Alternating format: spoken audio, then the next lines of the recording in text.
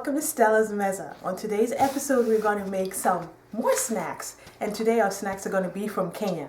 We'll be making some visheti. These are pumpkin flavored visheti. Now what a kisheti is kind of cookie. It's made out of flour, spices, no milk, no eggs, and then coated in sugar. Now a sugar syrup that has rose water in it. Now these are excellent because they keep for a while, and at my house there's always a container of vishetis at hand, just because you never know when snack time will approach or when you'll have guests, so it's always good to keep these at hand. Now normally they're just plain with no pumpkin, but this is my extra something that I'm adding to it to just give it a twist. All right, and you can put some texture to it, so add some visual interest by putting some texture into it, or you can just make them plain, and I'll explain what I mean by that. Now for this you will need some flour, all-purpose flour. You will need baking powder. You will need spices. I have some cinnamon, ginger, cardamom, allspice, and I use some salt to balance the flavors. And then today I'm going to be putting some pumpkin into it. This is just pumpkin puree. And you'll need some butter, melted butter. Now you also need some oil for frying. And over here I have a colander, a fine mesh colander lined with paper towels that I'm going to put the cooked visheti in. And I also have a strainer. You need one of these to help you cook them in the pot. And then I'll also be making some masala chai. Now this is a request from one of my subscribers. I heard you, and I'm going to be making that to go with this. It goes excellent with this. You can eat this as a snack by itself, or you can drink some cold beverage, or like a cola or any kind of juice, but I like mine with some tea, and I'll be making that. What masala chai is just basically tea made with milk, sweetened with some sugar, and some spices added into it. And after we finish frying these, I'm going to make a batch, and I'll show you exactly what goes into it. Now I like to make my own masala spices. What I do is I dry roast my spices on a frying pan on medium heat on the stove, and then I grind them in a coffee grinder. If you do not have a coffee grinder, don't panic. You can use a mortar and pestle to just finely grind your spices, and then you put it into the milk, and then you let it cook. But I'll show you that at a later time. Now for all the measurements for the spices and everything I'll be using today, I'm going to list it on my blog. Please make sure to visit. It's www.stellasmeza.blogspot.com. Alright, now we're going to begin. In this bowl I'd already sifted my flour, my all-purpose flour, and I already added some baking powder into it. So I'm just going to make a well in the middle, and I'm going to add the rest of the spices. I'm going to start with the salt. It's a little bit of salt, and I use salt every time I'm making anything sweet just to balance the flavors. Okay, and then we're going to add some of this allspice. I'm going to add some ginger. We're going to add some cardamom, and we're going to add some cinnamon. Now one thing I need to let you know, when you're using cardamom in your recipes, just be careful not to be heavy-handed with it. Don't put in too much. I normally limit it to a quarter or a half a teaspoon in each recipe, because if you put in too much, sometimes it'll tend to give your food or whatever it is you're cooking kind of a soapy taste, and that's not pleasant. You want to have the aroma in there, but you don't want your food to taste like soap. So what I'm doing here is, as I'm turning the bowl, I'm mixing all the spices into the flour. Okay. Now some of you might not like to handle your flour or your dough with your hand, and what I'd advise you to do is use your stand mixer. Just make sure to put in the hook attachments. You can do the same thing. I like to use my hands because this is how we did it in Kenya, and at this point is where I add that extra special spice, which is love. My son always says, oh, your food tastes so good because you put a lot of love in it. So at this point is why I put my love into the food. Now here I have some melted butter, and I'll put the measurements of how much butter I use in my blog. Now make sure it's warm but not hot. If it's hot, it's gonna burn your hands, so you just kind of pour a little at a time, and it's gonna get real sticky once it clumps onto the dough. A little at a time, and you just use your hands to mix. Now this is a snack that was always at our house. My mom used to make this all the time. And last time I took my husband and my in-laws to Kenya, every time we'd go to see my parents, they'd pack us a big bag of these things, and they love them. My husband loves these. Very good. And once you put them, what we do is we're gonna make the dough. We're gonna let it rest for 30 minutes, covered, so it doesn't dry out. And then we're going to roll the dough out. We're gonna make a disc and then roll it out. And then we're gonna cut it into diamond shapes. Now, if you look to my side, to my left, you're gonna see pizza cutter. And what that is for is that makes it easier for me to cut the visheti, as opposed to a knife, because you'll have to, like go back and forth with a knife. The pizza cutter just makes it easier. I know it looks like a lot of butter, but it's all going to get absorbed in there. It won't be greasy. The end product will not be greasy. And if you've noticed, I haven't put any sugar into the dough. And that's because later on, after we've cooked them, we're going to toss them in some sugar syrup, okay? Which is just water, sugar, and some rose water, just for that essence of it, the nice smell. Okay. Now when you see it's starting to form like little clumps like this, and there's no more loose flour in the mixing bowl, you're going to add your pumpkin. Now I just bought a can of pumpkin, pureed pumpkin, and that's what I'm using today. If you don't have access to pureed pumpkin, you can just kind of boil it, and then once the water goes down and it's fork tender, just smash it, and you have the same thing. No additives, just pure pumpkin. Okay. Now this is my twist with it. In Kenya we don't put pumpkin, it's just plain the way it is, but this is my extra special something I'm adding into the recipe. It's always good to tinker around. You never know what you end up with. I tried these. I made a batch of this last week because I was tired of eating the same plain ones, and they were so very good. And I shared some with my neighbors. They loved them. See what I'm doing? I'm just incorporating the pumpkin into the dough. Now, the consistency of the dough, once you're all done, should be soft but not sticky. Okay, so on the side there I have some water. You can see in that in here, and I'm going to add that a little at a time as we proceed. But I put a cup and a third, but because I've added some pumpkin, I might need to use just less than that. Okay, until I get the consistency of the dough that I'm looking for, it might be less than a cup and a third.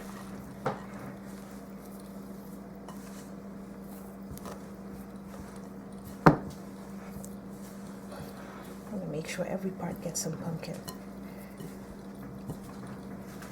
Time to get messy. Let's do this, guys. Don't be scared to touch your food. I think this is better than stand mixer, because you can tell just by touching it where your dough's at, like what needs to be added. If you need to add more liquid, or if you need to add more dry ingredients. The best way to fill it is with your hands. And think about it. Back in the days of your grandma, or your great-grandma, they didn't have stand mixers. I have nothing against stand mixers. I actually have one. I have a food processor, but this, for me, is the best way to do it. Old-fashioned way. Elbow grease, and you're building your arms at the same time. Biceps, baby. All right. Okay. Now I'm going to start adding the water a little bit at a time. I'm just going to pour some into my hand and kind of get the dough wet. It smells so good already, and it's just dough. So imagine what it's going to taste like, smell like once it's cooked. See that? It's coming together. It's a little at a time. And if you find that the water's not enough to make the dough to the consistency where it's soft but not sticky, add a little bit more water. Or if it's too wet, add a little bit more flour. You can never go wrong with some recipes. You have to find what works for you.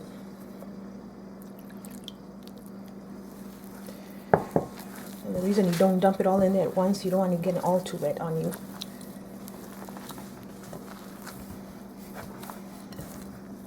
I don't need to hit the gym anymore. This is arm exercise, that's for sure. Kidding.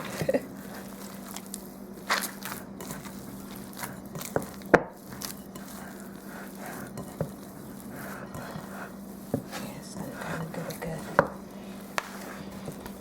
And to ease the amount of pressure you put on your hand, it's always good to use this part of your hand. It makes it easier to knead the dough. You're working. Or is it the dough is working me? Oh, it smells so good. Now this is something I'll be making over and over again during the cold months. You know, pumpkin is synonymous with fall and winter, for me at least. So this is perfect. But you can also eat this any time of the year.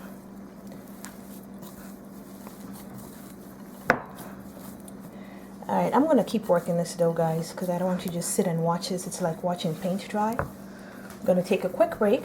When we come back, I'll show you what the dough looks like.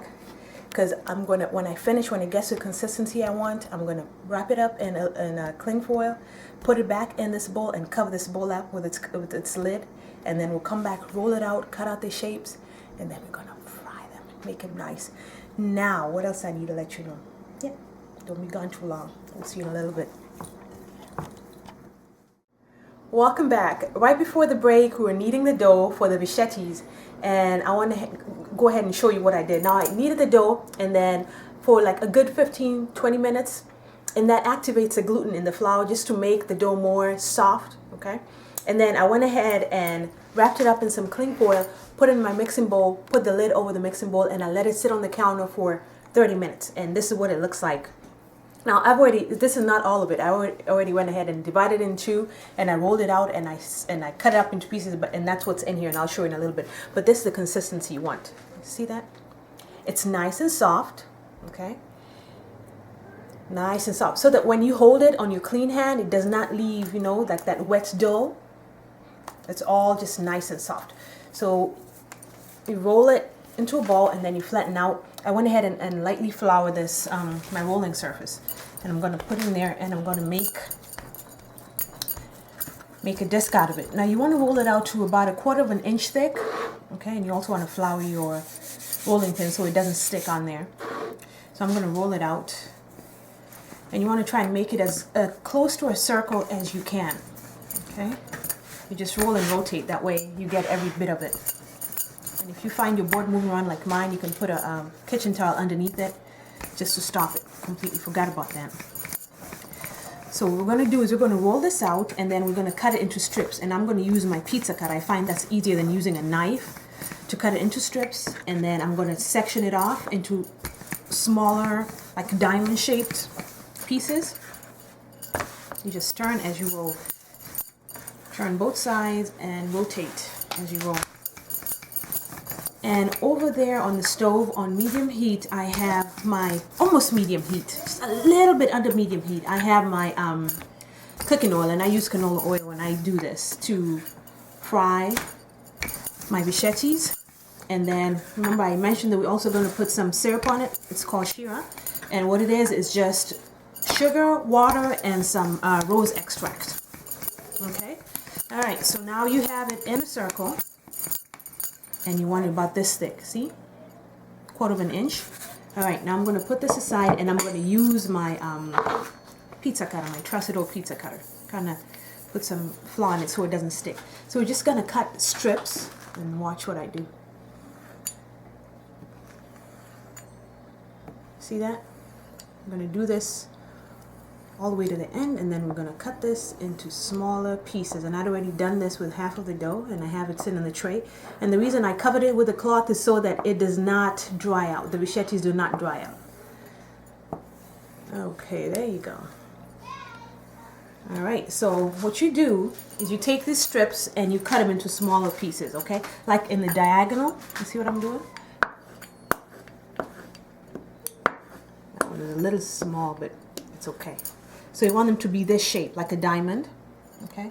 And about that thick, okay? So I'm going to do that for all this, and this is what's going to look like. See, I have them, and they're not going to stick to each other. And then what we're going to do is we're going to test our oil to see if it's nice and hot, and then we're going to throw them in there and let them cook. You use your strainer over there to stir them around so that they cook all the way around. And in order for you to know that your oil is ready to use, what I do is I preserve a little piece of dough, drop it in the oil, and what you want to see is that it falls to the bottom and sits down for a little bit and then rises up and starts bubbling. Now if it rises up too fast, it means your oil is too hot, and what's going to happen is the outside of whatever it is you're cooking is going to be nice and cooked, but the inside is going to be doughy. You do not want that. Or you can use the tip, the handle of a cooking spoon, a wooden cooking spoon, dip it in the oil, and if you see the bubbles forming around the wooden spoon, you're ready to fry. So I'll go ahead and cut these up into smaller pieces, and then we'll come back and I'll show you what we're doing. We'll fry them up, and then we're going to start on our chai. So don't be gone too long. We'll see you in a little bit.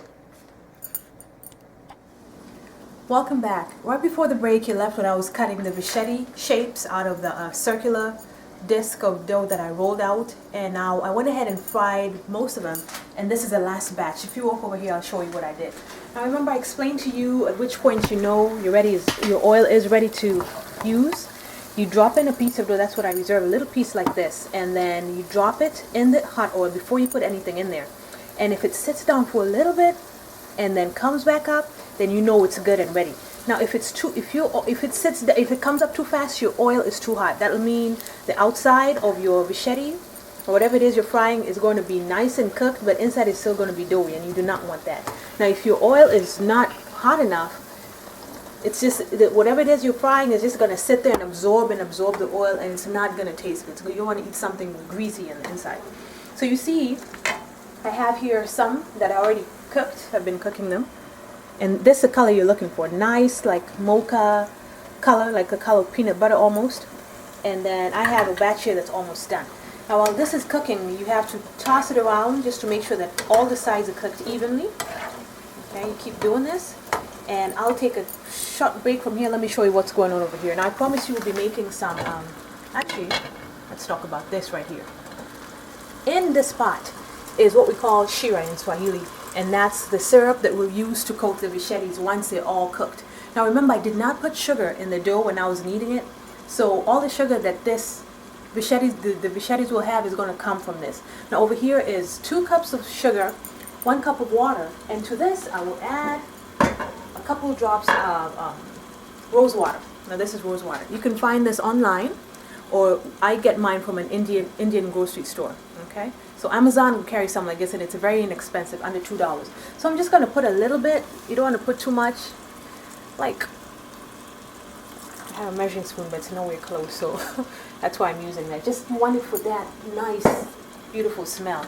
And remember, when you're boiling this, the sugar and the water, do not stir it with a spoon. It's going to crystallize. So you're just going to stir, like hold the pot with the handles and just kind of toss it around like you just saw me doing, and that way no crystals form in there. Now what's going to happen once I finish cooking this, I'm going to put them in here in the colander that's lined with a paper towel so that it drains, any excess oil drains, and then I'm going to put it all in here and I'm going to toss it while the heat is still on.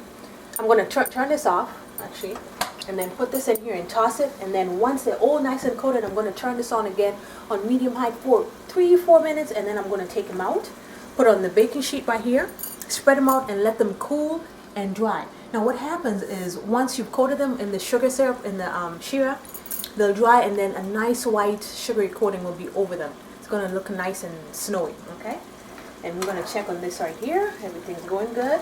Still have a few minutes to go before it reaches that color.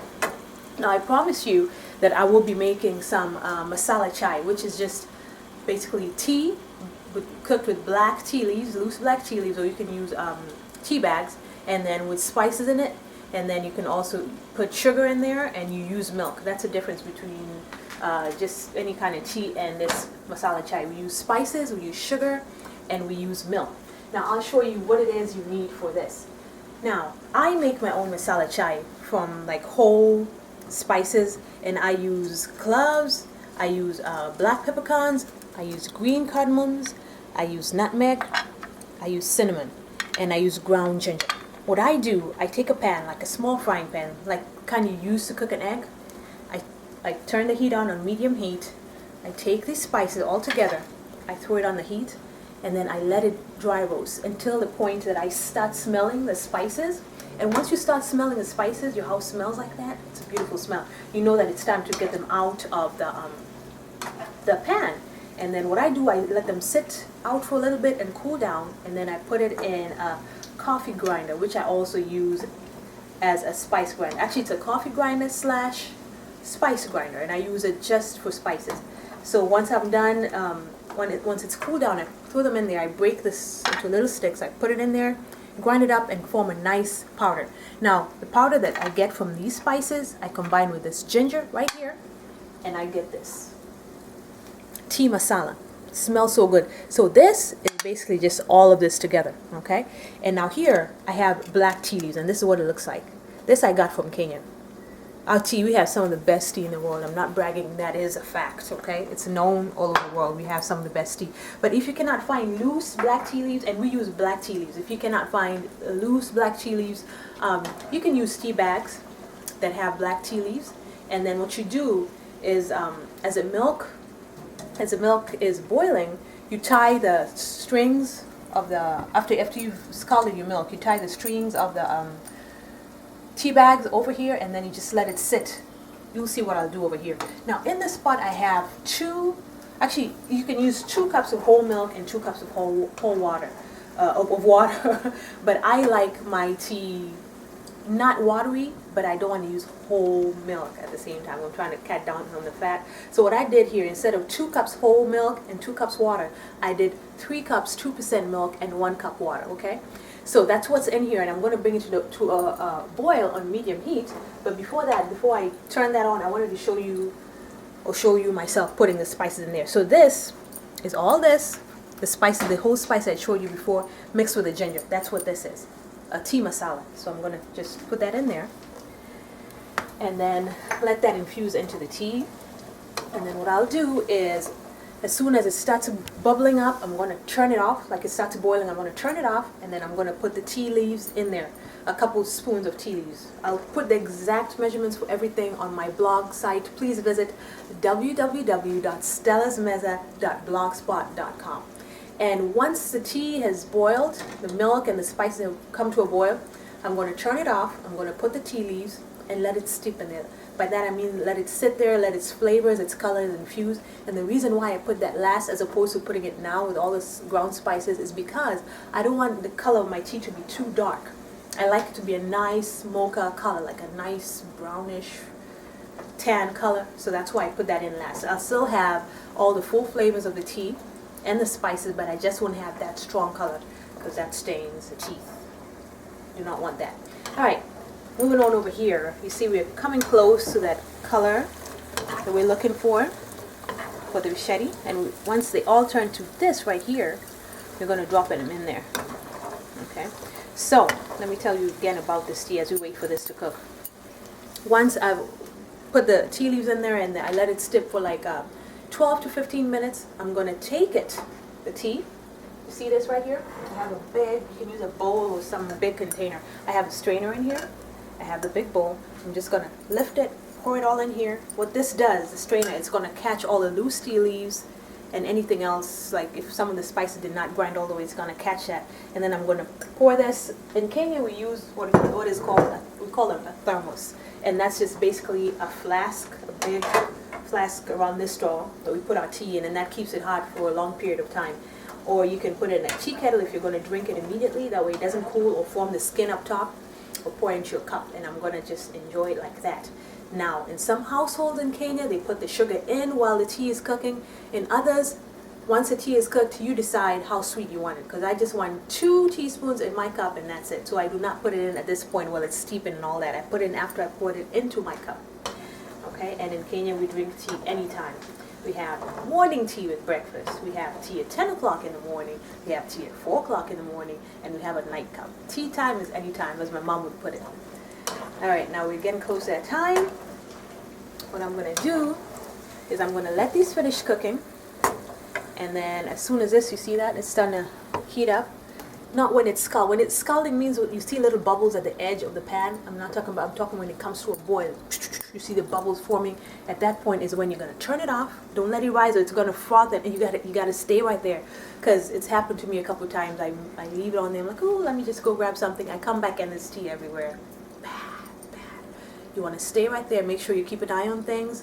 As soon as it comes to a boil, turn it off. Put your tea leaves in. Cover it. Let it sit and it just infuse with the flavors for 12 to 15 minutes, and then come back and then strain it like I showed you in there. Pour it into whatever container. If it's going to be a flask, if you have one, good for you, pour it in there. If it's going to be to a kettle, go ahead and pour it in there, and then drink it right away so that skin does not form. And then if you want, you can add the sugar now, which I don't think is a good idea, because you don't know how much sugar the next person wants. So I wait until I'm pouring into my cup, and I put my 2 teaspoons in there, and then I'm done. Okay, so we'll come back when I plated everything. Everything's nice and pretty. And remember, everything that I use to make these 2 recipes is going to be on my blog. Please visit. It's www.stellasmeza.blogspot.com. So be right back with me. I'll come when everything's nice and ready for you. Welcome back. Now, I know I said I'll come back when everything's all laid out for you, but I thought about it. I'm like, you know what? Somebody might say, oh, I missed something. So I didn't want anybody to feel like they missed out on anything. So you come right back at the right time. Now, let me show you what's happening over here. See, the tea is almost at that point where it's starting to bubble. See that? All right, at this point, I'm going to add my tea leaves. And I don't like mine too dark, so I'm not going to put too much. And I'm going to put the measurements for. If you like your tea really strong, you can add 2 tablespoons. I just put 1.5 tablespoons.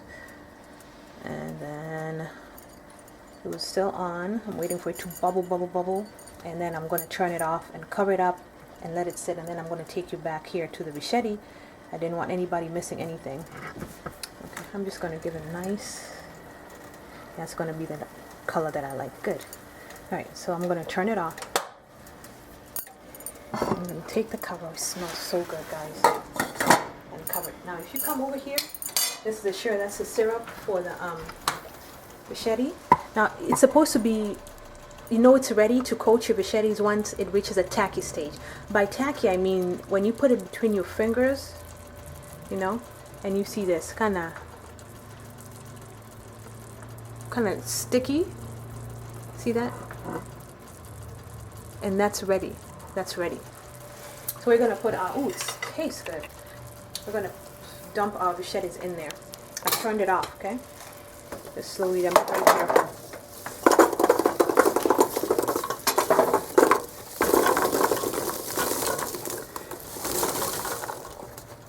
See, that yellow is from the, what do you call it? Pumpkin, the color you see on the paper. Okay. And then I'm going to toss it. Just make sure each and every one of them has that sugar coat. Now, when you do this, you turn it on. Okay. Just coat each and every one of them.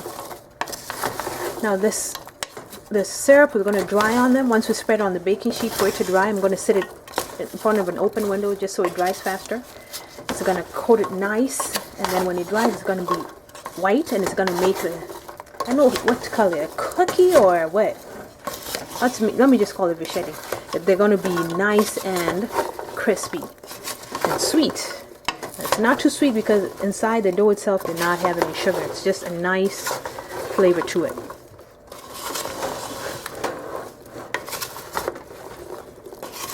Wow, it smells incredible. Wish you guys were here. Shake it up a little bit. I'm going to put the lid on it.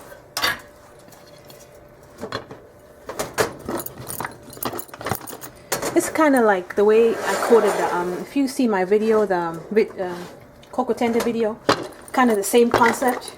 You cook whatever it is, and then you coat it in the syrup, okay? So now I'm going to take that's turned off now. I'm going to take this, and I'm going to spread it on my baking sheet. Come with me. Walk with me now. Spread it all out.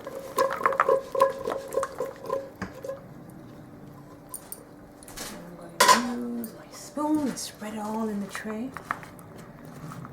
See how many of these things it made? Lots. The recipe makes a lot of them. This will last for a while. And I always share with either Girl, I go to... Speaking of which, this video is dedicated to my friend Blossom Adekama Wims. And I go to the gym with her, and I took some of these, and she loved them. She said she ate them all up in the car. So Blossom, this is for you. This is how I did it. This is how I made it. Okay, so I'm going to sit this in front on my counter there where the window's open. I'm going to let it dry. And when we come back, everything's going to be nice and ready this time, okay? So take a little break. We'll be right back. Welcome back. Right before the break, I showed you how I make my tea to the step where we steeped the tea leaves in the tea, and then I went ahead and showed you how to toss the Vishetis in the shear, which is a syrup, the sugar syrup. Now if you move down here, you'll see everything that's finished, and that's what the Vishetis look like. Now they're supposed to dry extremely, and the following day, that's when you'll see what they really should look like, because the sugar syrup will have dried on them and it'll have like a whitish coating over it. But right now, as it is, it's good. It's not wet. I just let it sit out there for like 30 minutes under air, like a window. I open the window and let it air dry. So it's nice, but it's not dry all the way through. That's what that shiny stuff is on it. But it's going to dry, and tomorrow you'll see it looking all nice and like powdery consistency over it. Now, just to let you know, this can keep in a airtight container for up to a week. Remember, there's no milk in it. There are no eggs in it. It's just flour, spices, and butter. And it's all good. Now if you move over here, I'll show you my tea, and I use this cup so you can see what it should look like. You see that color? That's the color I like. I don't like it darker than this. This is just perfect. And I put the sugar to the side. You can already see I poured some out of the little pot. There's already sugar inside, so I did not put the sugar in as I was cooking it, because some people will like a lot of sugar in there, some people will not like a lot of sugar in there, some people will not drink it with sugar at all. So for that reason, I do not put sugar in the tea as I cook it. Now I'm drooling, and I'm just going to stop torching myself. I'm going to dig right in, okay? It smells so good. I'm going to take a couple of these. You hear that? Listen to this. Listen. That tells you it's going to be crunchy, and crunchy is what you want, okay? I'm going to give this a quick stir. I'm going to take a sip of my chai.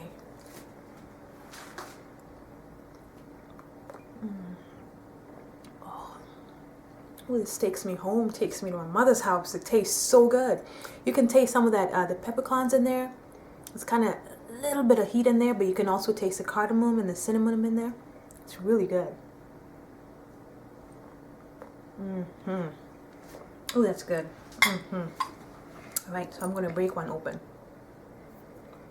Now, the longer they sit, they're like cookies. You see that? Look at that beautiful color. That's from the pumpkin. And you saw how kind of hard it was to open. That means it's going to be crunchy. So let's hear.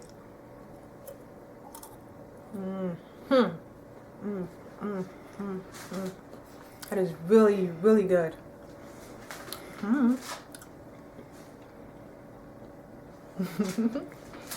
All right. I enjoyed making this today, and I sure hope you get to give it a try in your kitchen. And don't be intimidated by anything. Everything on here is Safi Sana on point. And I hope you join me next time as I take your taste buds on another culinary safari. Thank you for joining me, and thank you. I enjoy hearing from you. I enjoy reading your comments. And remember, I'm doing a Q&A soon. So if you have any questions about the recipes, about myself, about Kenya, please feel free to email me. My email address is in the About section of my channel, okay? So I look forward to hearing from you, and I hope to see you again next week. Karibu.